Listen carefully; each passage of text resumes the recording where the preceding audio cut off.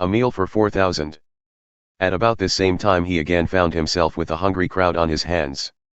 He called his disciples together and said, "This crowd is breaking my heart. They have stuck with me for 3 days, and now they have nothing to eat. If I send them home hungry, they'll faint along the way. Some of them have come a long distance." His disciples responded, "What do you expect us to do about it?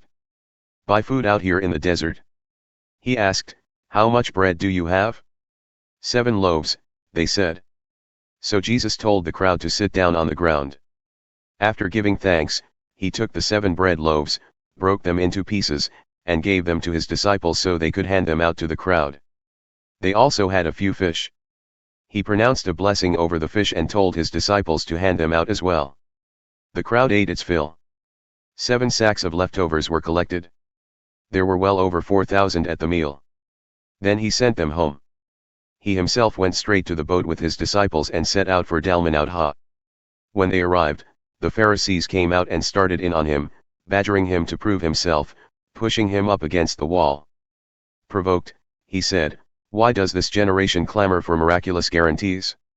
If I have anything to say about it, you'll not get so much as a hint of a guarantee. Contaminating yeast." He then left them, got back in the boat, and headed for the other side. But the disciples forgot to pack a lunch. Except for a single loaf of bread, there wasn't a crumb in the boat. Jesus warned, "Be very careful. Keep a sharp eye out for the contaminating yeast of Pharisees and the followers of Herod." Meanwhile, the disciples were finding fault with each other because they had forgotten to bring bread. Jesus overheard and said, "Why are you fussing because you forgot bread? Don't you see the point of all this? Don't you get it at all? Remember the 5 loaves I broke for the 5,000? How many baskets of leftovers did you pick up?" They said, 12. "And the 7 loaves for the 4,000, how many bags full of leftovers did you get?" 7. He said, "Do you still not get it?" They arrived at Bethsaida. Some people brought a sightless man and begged Jesus to give him a healing touch. Taking him by the hand, he led him out of the village. He put spit in the man's eyes, laid hands on him, and asked, "Do you see anything?" He looked up. "I see men. They look like walking trees." So Jesus laid hands on his eyes again. The man looked hard and realized that he had recovered perfect sight, saw everything in bright, 20/20 focus. Jesus sent him straight home, telling him, "Don't enter the village." The Messiah. Jesus and his disciples headed out for the villages around Caesarea Philippi. As they walked, he asked, "Who do the people say I am?" "Some say John the Baptizer," they said. "Others say Elijah. Still others say one of the prophets."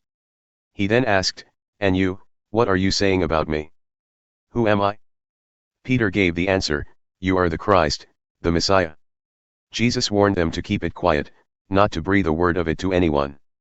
He then began explaining things to them. "It is necessary that the Son of Man proceed to an ordeal of suffering, be tried and found guilty by the elders, high priests, and religion scholars, be killed, and after 3 days rise up alive." He said this simply and clearly so they couldn't miss it. But Peter grabbed him in protest. Turning and seeing his disciples wavering, wondering what to believe, Jesus confronted Peter. "Peter, get out of my way. Satan, get lost. You have no idea how God works." Calling the crowd to join his disciples, he said, "Anyone who intends to come with me has to let me lead. You're not in the driver's seat, I am. Don't run from suffering, embrace it. Follow me and I'll show you how. Self-help is no help at all. Self-sacrifice is the way, my way, to saving yourself, your true self. What good would it do to get everything you want and lose you, the real you? What could you ever trade your soul for? If any of you are embarrassed over me and the way I'm leading you when you get around your fickle and unfocused friends, know that you'll be an even greater embarrassment to the Son of Man when he arrives in all the splendor of God, his Father, with an army of the holy angels."